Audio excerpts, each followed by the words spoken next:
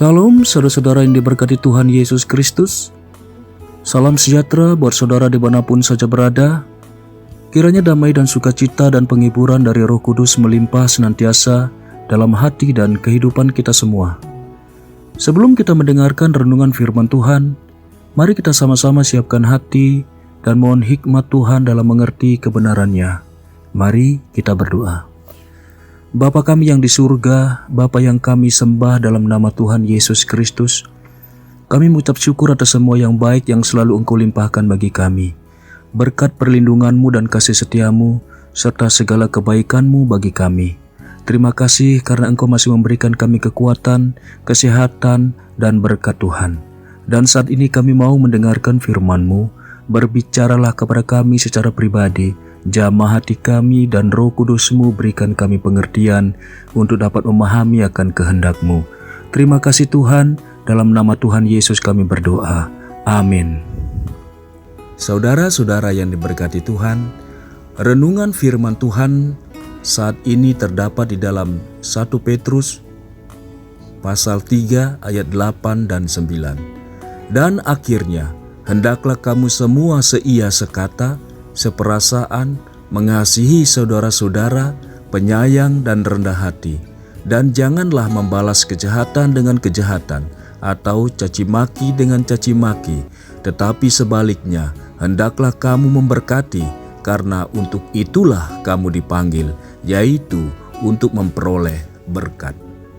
Banyak hal yang diidam-idamkan calon pengantin atas apa yang akan terjadi pada pernikahan mereka.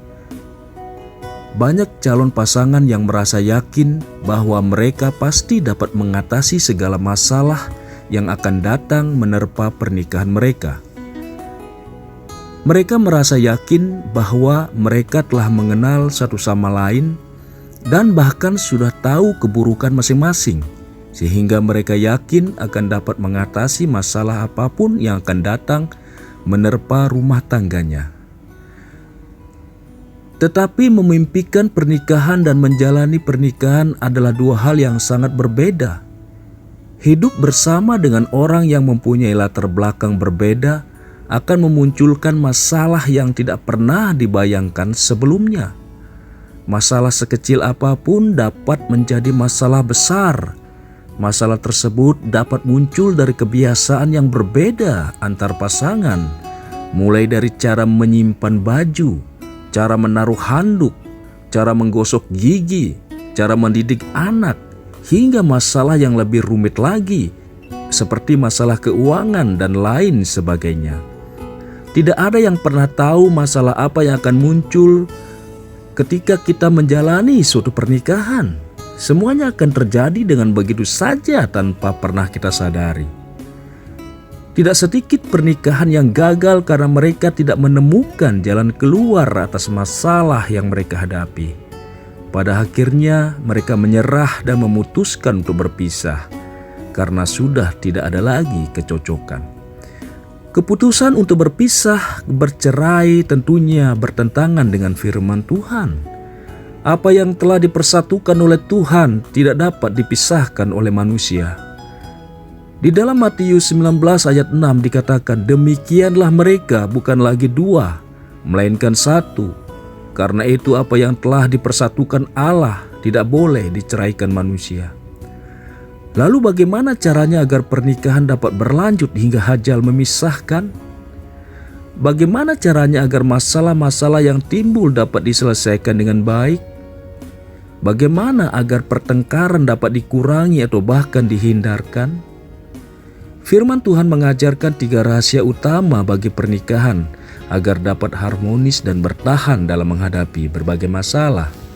Yang pertama, istri tunduk kepada suami. Di dalam 1 Petrus 3 ayat 1 dan 2, di sana dikatakan, demikian juga kamu, hai istri-istri, tunduklah kepada suamimu, supaya jika ada di antara mereka yang tidak taat kepada firman, mereka juga tanpa perkataan dimenangkan oleh kelakuan istrinya, jika mereka melihat bagaimana murni dan salehnya hidup istri mereka itu. Istri harus mengerti posisinya dalam pernikahan, sebagaimana jemaat yang tunduk kepada Kristus yang adalah kepala. maka istri harus tunduk kepada suami yang merupakan kepala rumah tangga. Posisi ini tidak boleh dibalik, karena tidak mungkin Kristus tunduk kepada jemaat. Oleh karena itu firman Tuhan dengan tegas mengatakan agar istri tunduk kepada suaminya. Bagi yang memiliki suami yang takut akan Tuhan, tentunya menerapkan hal ini tidak seberat jika suaminya belum mengenal Tuhan. Tetapi dalam kondisi apapun sang suami, entah dia bersikap baik ataupun buruk, istri harus tetap belajar untuk tunduk kepada suaminya. Sikap suami yang buruk tidak perlu dilawan dengan emosi, karena hal ini tidak akan menyelesaikan masalah. Masalah justru akan bertambah runcing jika dihadapi dengan emosi. Sikap sabar dan lemah lembut harus dipraktekkan oleh istri dalam menghadapi sikap suami yang tidak sesuai dengan firman Tuhan. Dengan sikap lemah lembut inilah Roh Tuhan akan bekerja menjamah hati suami. Tidak ada cara yang paling ampuh selain cara Tuhan dalam memenangkan hati suami. Sudah cukup banyak kesaksian yang menyatakan bahwa para suami akhirnya berubah total setelah melihat istri mereka bersikap sabar dan lemah lembut dalam menghadapi kekasaran mereka. Banyak suami yang diubahkan ketika istri mempraktikkan firman Tuhan ini. Yang kedua, suami menghormati istri. Di dalam 1 Petrus 3 ayat 7, di sana dikatakan, demikian juga kamu, hai suami-suami, hiduplah bijaksana dengan istrimu sebagai kaum yang lebih lemah. Hormatilah mereka sebagai teman pewaris dari kasih karunia, yaitu kehidupan, supaya doamu jangan terhalang. Menjadi suami bukan suatu tugas yang mudah. Suami harus dapat menjadi kepala bagi pernikahan atau rumah tangganya. Suami harus dapat menjadi pimpinan bagi keluarganya dan memberi tauladan yang baik bagi anggota keluarganya. Tetapi seringkali tanggung jawab yang besar ini sering membuat suami meremehkan istrinya. Suami sering beranggapan bahwa pendapatnya lah yang benar dan tidak pernah memperdulikan pendapat istrinya. Sikap seperti ini dapat melukai hati sang istri. Selain itu juga dapat memicu pertengkaran dalam rumah tangga. Pada waktu Tuhan menciptakan Hawa untuk menjadi pendamping manusia pertama, yaitu Adam, Tuhan mengambil tulang rusuknya Adam. Tuhan menciptakan penolong yang sepadan, bukan lebih rendah martabatnya. Di dalam Kejadian 2 ayat 18 dikatakan, Tuhan Allah berfirman, tidak baik kalau manusia itu seorang diri saja. Aku akan menjadikan penolong baginya yang sepadan dengan dia. Suami harus mengerti bahwa jika Tuhan telah menyatukan mereka dalam suatu pernikahan, maka Tuhan telah menjadikan mereka satu dan bukan dua lagi.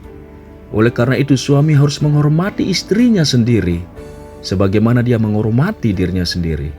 Suami harus belajar mendengar dan menghargai pendapat istrinya. Suami yang mau menghormati istrinya dengan cara demikian akan mendapati bahwa Tuhan berkenan atas rumah tangga mereka.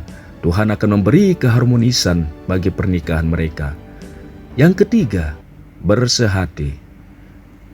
Dan akhirnya hendaklah kamu semua seia sekata, seperasaan, mengasihi saudara-saudara, penyayang dan rendah hati. Dan janganlah membalas kejahatan dengan kejahatan atau caci maki dengan caci maki. Tetapi sebaliknya, hendaklah kamu memberkati, karena untuk itulah kamu dipanggil, yaitu untuk memperoleh berkat. 1 Petrus 3 ayat 8 dan 9.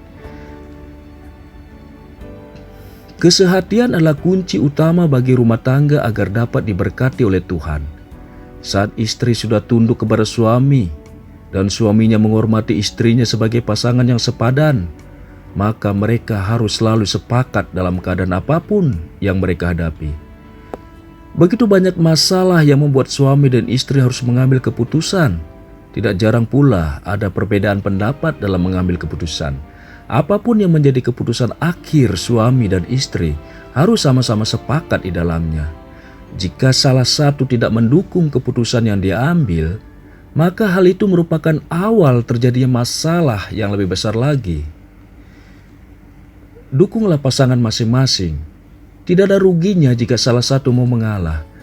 Justru di saat ada kesehatian, Tuhan akan memberkati rumah tangga kita. Haleluya.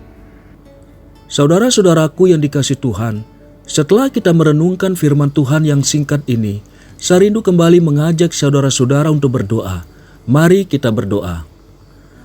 Bapa kami yang di surga, kami mengucap syukur atas firman-Mu yang telah kami dengar dan renungkan. Firman-Mu yang mampu mengubah hati kami dan memberi kami kekuatan yang baru dalam melakukan segala aktivitas dan rutinitas kami. Berkati bangsa dan negara kami Indonesia, saudara-saudara kami yang mengalami pergumulan, baik pergumulan sakit penyakit, musibah dan bencana, serta masalah dalam keluarga dan lain sebagainya. Kami tahu hanya Engkau Tuhan yang mampu menolong segala pergumulan yang kami hadapi. Biarlah Engkau buka jalan dan kiranya Roh Kudus-Mu terus menuntun hati kami untuk mengerti kehendak-Mu dan menjadi pelaku firman-Mu. Terima kasih Tuhan, kami serahkan semuanya ke dalam tangan-Mu. Ampunilah segala kesalahan dan dosa kami. Kiranya berkat dan damai sejahtera serta kasih karunia Tuhan terus menjadi bahagian kami. Hanya di dalam nama Tuhan Yesus kami berdoa. Amin. Haleluya. Saudara yang dikasihi Tuhan, saya percaya firman Tuhan saat ini sudah menjadi berkat dan kekuatan bagi kita semua. Tuhan Yesus kiranya memberkati. Sampai jumpa pada renungan berikutnya. Amin.